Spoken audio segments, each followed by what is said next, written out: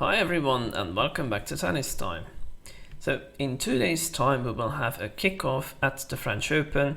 Today is a Friday, the draw is out.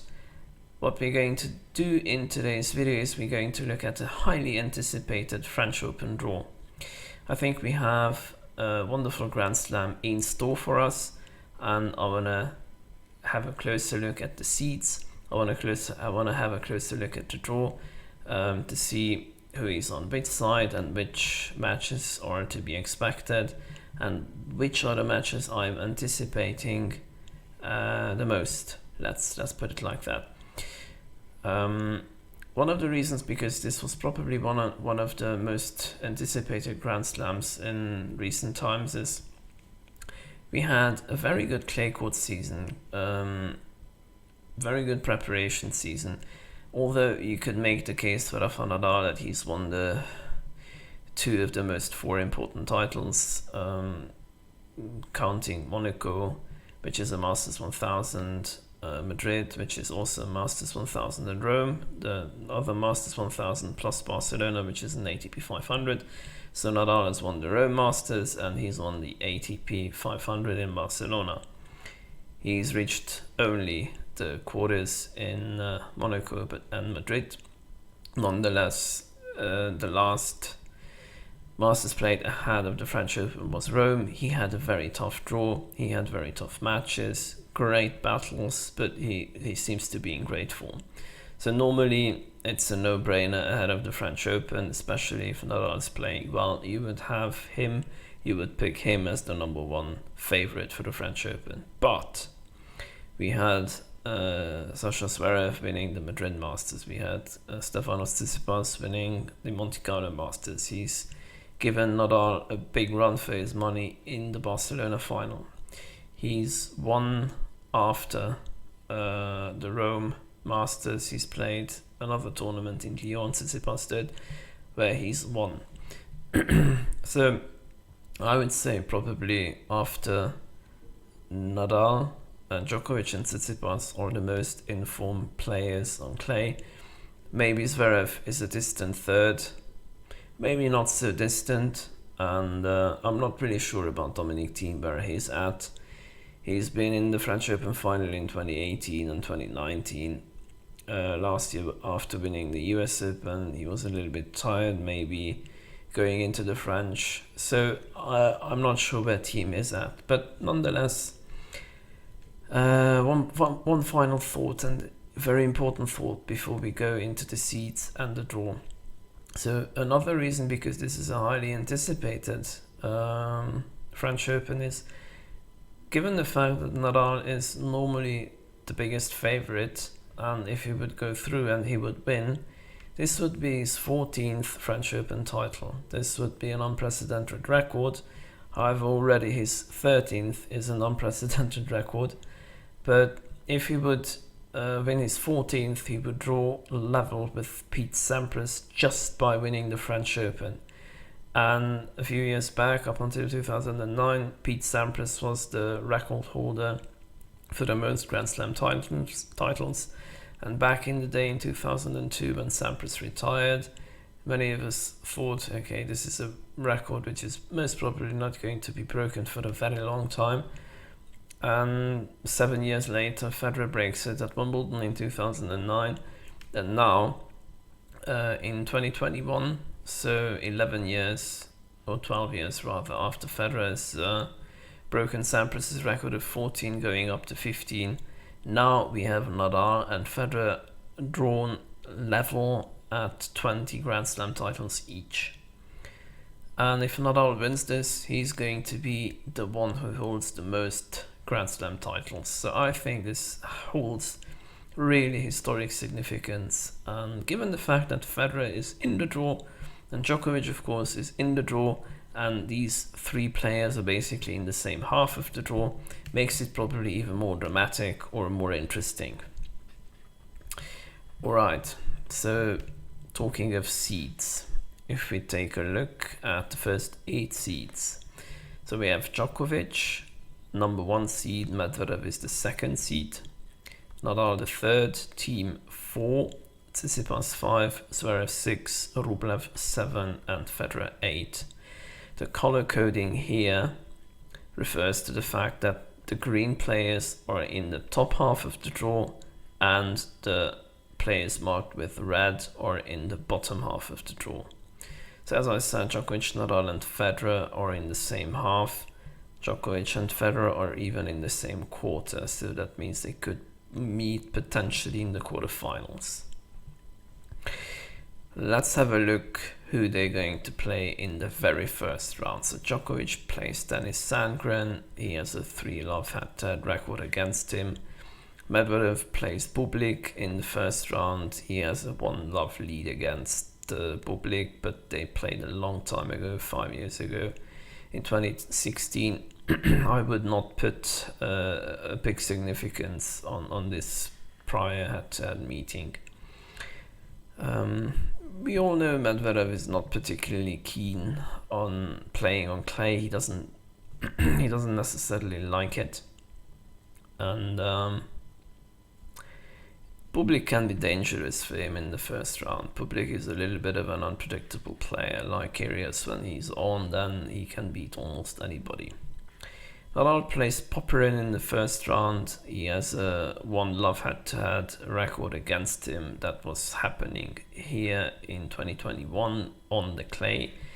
They played in the round of 16 in Madrid, where Nadal has won relatively convincingly 6-3 and 6-3. I think it was a good test for Nadal, and it was good for him to get to know Popyrin a little bit. I don't think it's going to be an easy first round, but I see definitely him coming through. So Thiem, the number 4 seed, plays Andujar in the first round. He has a 3-love lead against Andujar, but I think Andujar could be a threat against a Dominic Thiem who didn't really have a lot of match practice lately and is maybe not in the best form of his life for sure. Number 5 seed Tsitsipas plays Jeremy Chardy. He has a 2-1 lead in the head-to-head against Chardy. Zverev plays a qualifier. Rublev plays Jan-Lennard Struff in the first round. He has a 2-1 head-to-head against him. They've played already twice this year, Rublev and Struff have. Rublev has won both matches this year and both were a 3-setter. So this could be an interesting match to watch. And Roger Federer plays, just like Alexander Zverev, a qualifier in the first round. Okay, so let's dive into the quarters, quarter by quarter. So if you look at the screen, we have the confirmation, Djokovic playing Sandgren in the first round.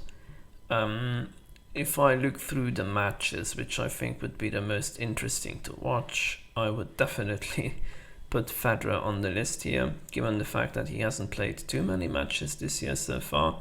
He's played in the Middle East on a comeback in, I think it was Doha. I'm mixing Dubai and Doha all the time, but it was one of the two tournaments. He's played Dar Evans in the first round. He's played a final set tiebreak against him. He's won there. He's played Basilashvili next. He's won the first set against Basilashvili, but lost the next two. So that was that. And now, just before the French Open, he's come back in Geneva. He's played one match against Pablo Andujar. He was 4-2 up in that match in the third set, and he lost the set 6-4. So it's a little bit tricky to say how Federer is going to fare at this French Open. He doesn't really have a lot of match practice, and clay is kind of demanding physically on any player, more than a hard court and even more than a grass court, definitely more than a grass court. So Federer at 39, it's very tough to say how he's going to react, but I think he actually has a chance to play himself into the tournament. It's a best of 5 setup. He's playing a qualifier. He's been so many times in a situation where he's playing a Grand Slam first round. He's the overwhelming favorite most of the time.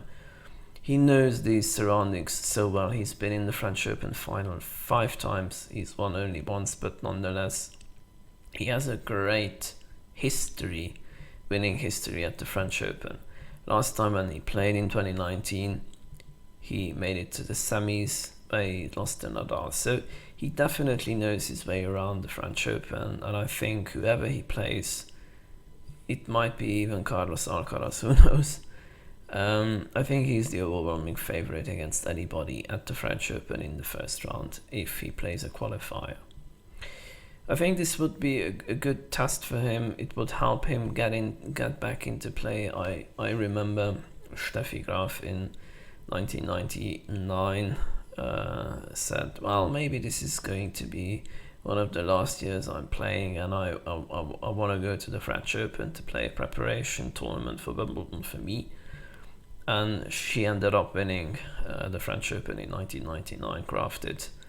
She went to the Wimbledon final where she lost to Lindsay Davenport. But the point I'm trying to make is not that Federer thinks he's playing a preparation tournament for Wimbledon and he will win the French Open. That's not what I'm saying. What I'm saying is that given the fact that he's so familiar with these surroundings at the French Open, I think this can actually be a very, very good preparation tournament for him ahead of Wimbledon.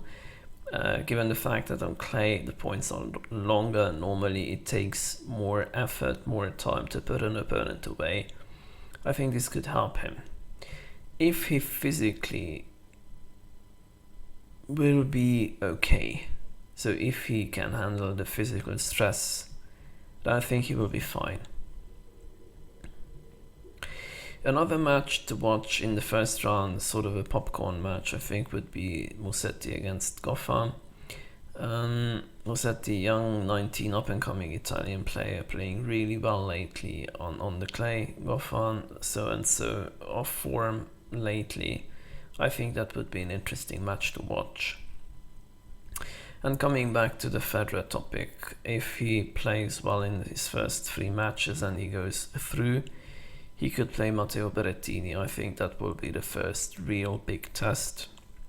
I'm having really issues deciding which of these guys is going to win that match. I think if Federer does make it to the 4th round,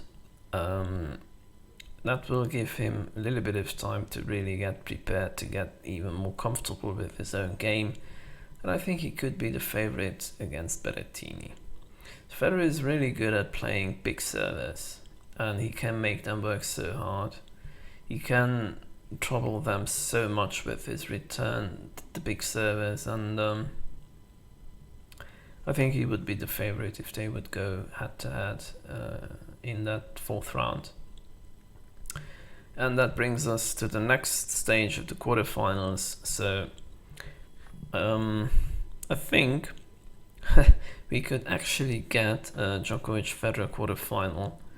So this is not a pick I'm really comfortable with, but I'm saying that it's not impossible that we would see one. And I definitely would very much enjoy a match like that, especially if Federer holds on and he would be quite fit. It could be an interesting match. I remember exactly 10 years ago when these two met at the French Open semi-finals. That's one of my most favorite matches of all time. If this gets a little bit closer to that, that would be simply amazing. As you can see here on the slide, I've put down a danger player, Musetti. So I think if somebody can cause real upsets or surprises here in this quarter, I think Musetti is somebody to watch out for. Okay, moving on to the second quarter. So this is the quarter where we have Rafa Nadal and Andrei Rublev basically at the top and at the bottom. So these are the guys who could potentially meet in the quarterfinals, and I think there is a good chance that they will. First round matches to watch out for, I think Nadal against Popyrin would be an interesting one to see. Gaston against Gasquet. So I don't think any of these two guys is a favorite to win a tournament, of course, but I think this Gasquet-Gaston first round match could be quite an entertaining one. and whoever comes through here would play Nadal in the second round. So I think that could be interesting to watch. I'm not saying that these guys would trouble Nadal too deeply, but especially if Gaston would come through, I think that would be a fun match to watch. Another big first round encounter, as I mentioned before, Rublev-Struff, that would be a tough one. Struff is a first round opponent for Rublev, and he's a tough first round opponent to anybody, I think. Going forward in the draw, if we look at the fourth round, we have potential Nadal-Sinner fourth round match. Last year in October at the French, they've met in the quarters, Nadal winning in three straight sets. And now in Rome, they've met in the second round. That was Nadal's first match. Nadal won in straight sets, 7-5 and 6-4. Both matches were tough, so even though it's 5 sets played and Nadal has won all 5 sets, it was still a tough match for Nadal. And I think Sinner is learning every time he plays Nadal. The question is he putting that lesson to use? In the sense that, is he really making the right notes? Is he going to do the right things next time he plays Nadal? Or given the fact that he thought, or he felt, especially in Rome, that he played really well against Nadal and he's come off short and lost in straight sets, how much will that have bothered him? If they meet in the fourth round, we will find out. I still see Nadal as the favorite. The danger players in this section of the quarter, in this section of the draw, I see Karatsev, the 24th seed, and Basilashvili, the 28th seed. They could trouble some players here and get quite far, I think. In this section of the draw, Karatsev would play Schwartzman later on. They have played a few times before at this clay season. I think Karatsev is the favorite. Even though Schwartzman has played the semi-finals last year at the French, Karatsev really showing good form throughout the year so far, and I think he will beat Schwartzman if they meet. And with Basilashvili, you never know. I mean, that guy can hit the ball so hard. He's beaten Federer this year, and he's won the tournament when he's beaten Federer. So he's a dangerous player, and he's won a tournament on clay this year as well. So he's definitely a player to watch. Maybe Sonego as well, but I'm not so convinced about Sonego. We will see. Although he had that great run in Rome up until to the semis, and he's won Cagliari at the beginning of the clay court season in April this year. So that will be also interesting to see.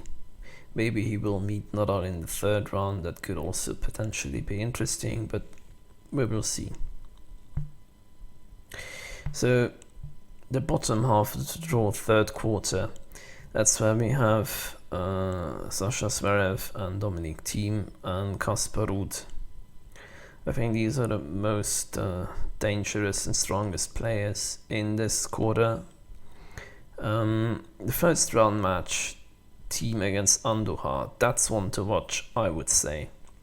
Given the fact that Thiem has not really played too much after the Australian Open, and he's come back only at the clay season. He skipped Monte Carlo, he skipped Barcelona, he's made his comeback in Madrid where he reached the semis. Nonetheless, he played a very unconvincing match against Sasha Zverev. The next in the next tournament in Rome, he's lost, I think, in his second match against Sonego. That was really a tough one, and Sonego played really well. Nonetheless, Thiem wasn't very convincing to me, at least, considering his body language. And then he went to one more tournament where I think he lost in the first match. I think that was in Lyon. So it will be very interesting to see how he fares in the first round at the French Open. I've made in my previous video a statistic on all the players since 2005 who have won or reached the final of a Masters 1000 on clay, how they fared at the French Open. And to my surprise, I realized the team basically has played twice the final in Madrid. He's never won one of the Masters 1000s on clay. Nonetheless, he's managed to reach the French Open semi-final 4 times, out of which he's reached the final twice. So it seems that what he does in the preparation tournaments is not really a direct reflection of his potential results at the French Open.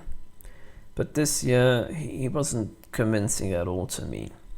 And given the fact that he's going to play Pablo Andujar in the first round, I think Andujar is definitely a dangerous opponent to him. Andujar is the one who's beaten Federer in Geneva, and Federer has played a good match in the second set. In the beginning of the third, he was 4-2 up in that match, as I mentioned before.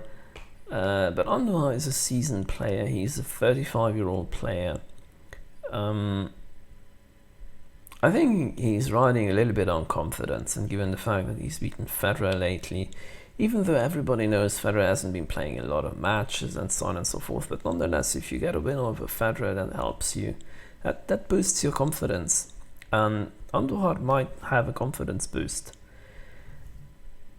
It may happen that I'm completely wrong and team comes out and blasts him off the court. He can do that.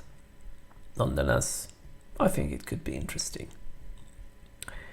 If I look at other potential matchups here, or dangerous players, I think Nishikori is somebody who could be threatening in this section of the draw. Davidovich Fokina had also a few good results, young Spanish players, so I think these guys are dangerous. Nonetheless, the most interesting encounter for me would be if Thiem reaches the 4th round. I think there's a good chance he would meet Kaspar Ruud here. And they've met last year at the French Open in the 3rd round, where Thiem was surprisingly dominant over Ruud, and he's won in straight sets quite easily, I might say. But I think this year in the 4th round, if this 4th round happens, it might be a very different match. I'm not saying Ruud is going to win for sure, but I think he has a much better chance to win and get through to the quarterfinals of the French Open. And then, of course, if you look at the quarterfinals, we could see Zverev play either against Thiem or against Ruud.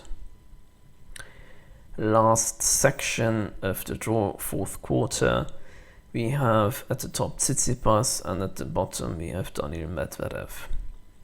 So if we look at the first round matches, I think matches which can be entertaining and interesting, I would say Dimitrov against Giron could be a fun match. I actually think Giron has a chance, although he's a relatively short player, but he has great endurance, this Marcos Giron. And I'm not definitely convinced about Dimitrov lately, so I'm not sure where he's at. And another fun match to watch in the first round is definitely the number 2 seed Medvedev against Bublik. Medvedev is somebody who we all know doesn't particularly enjoy playing on clay. Bublik is a very dangerous player. He's a big server. He can be very disruptive sometimes, can pull off incredible shots.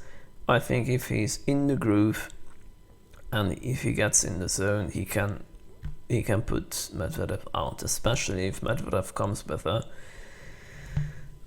very strange attitude, like in Madrid, where he did win his first match, but he was complaining throughout the entirety of the first set, especially that he doesn't want to be here and he doesn't like to play on clay. So if he comes up again with that kind of attitude, I think Bublik has a good chance to put him out. Okay, if we look at the final weekend, potential semi-finals, of course, we have Nadal and Djokovic in the top section of the draw. They could meet it could be an interesting semi-final for sure. They've met many times before at the French Open in the semi-finals in 2007, in 8 and in 13. So 3 times when they met in the semis. The last one in 13 was the most interesting one, where Nadal won in 5 sets. It was 9-7 in the 5th. The other semi-final, I think Tsitsipas will reach the semis. I'm relatively confident with that pick. Who he's gonna play against, I think it will be either Ruud, Zverev or Thiem. One of these 3 I think will make it. And then who will get to the final, I'm not sure about. I'm not sure about that. We have to see how the matches progress and how the tournament goes. But I will definitely revisit this pick before the final weekend. Okay, let me know what you think. Do you think I've missed somebody important? Do you think I'm crazy when I'm saying Federer could actually reach the quarters? Do you see Thiem as a potential favorite to reach the final? Do you see Tsitsipas as a potential favorite to reach the final? Let me know your thoughts. Please comment down below. And most importantly, and most of all, enjoy the French Open. See you in the next video.